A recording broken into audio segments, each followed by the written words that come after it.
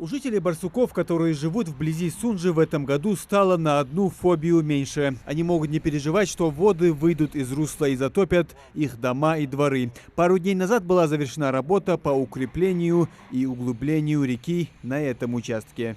Были проблемы в 2004 или 2003 году. Были проблемы. Прямо во двор, в подвалы вода прошла.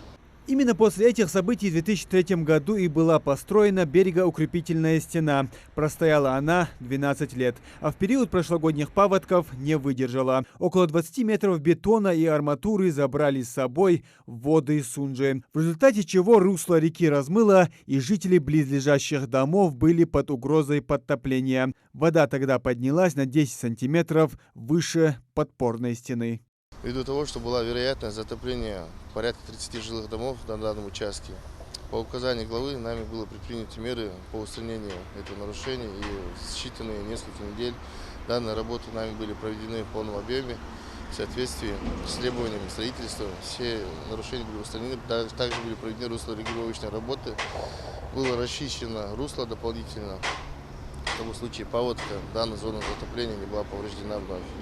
Проверить качество проведенных работ приехал глава правительства республики. Владимир Сластенин осмотрел площадку, отметил, что до периода паводков остается все меньше времени. Он наступает обычно в начале мая и проходит вплоть до середины июня. А с учетом того, что в ближайшие дни на территории республики ожидаются сильные дожди, работы завершены как раз вовремя. 20-я арматура вместо 14-й, которая была раньше. Количество арматуры вдвое больше установленных мер. Тимур Наилевич может проверить, подтвердить. Русло регулировочные работы также проведены. Произведено дополнительное углубление, чтобы в случае увеличения на эту сторону у нас паводок не пошел. И здесь также проведены берегозащитные работы.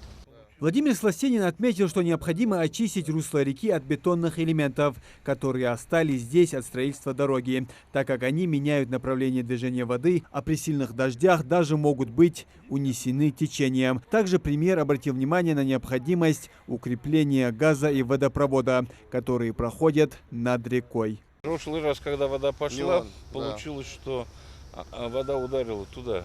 Увезут сегодня? Ну, мы организуем, сегодня увезут. Тут еще, кроме того, что уже сделано, надо будет усилить этот водовод. Да. Я думаю, что тоже организуем. Это водовод? Да, не газ? водовод. Нет, ближайшая труба это газовая, но она нормально закреплена. А чьи эти полномочия газа по газу? По газу «Газпром», а вода здесь, к сожалению, без хоз, поэтому это ведение муниципального района. Ну, все-таки ведение муниципального района. Да, но мы с вашей, да? Да, мы с Мусой уже обсудили. Вы укрепите, потому что в прошлый паводок у нас водовод аж по магазу сорвало. Мы хотим вот здесь обрезок, Владимирович, и оттуда подадим там где-то километров, не километр, где-то метров 600 нам надо водопровод протянуть. Ну а когда вы это будете делать? Ну, сейчас, в ближайшее время сделаем. Подготовительные работы в период паводков проводятся на всей территории республики. По данным министра природных ресурсов и экологии Магомеда Евлоева, сотрудники МЧС совместно с Минприроды и муниципалитетами осмотрели и очистили около 95% русел рек республики. На остальных же 5 планируется завершить работы в ближайшее время. Муслим Ганиев, Адам Далаков, Новости 24.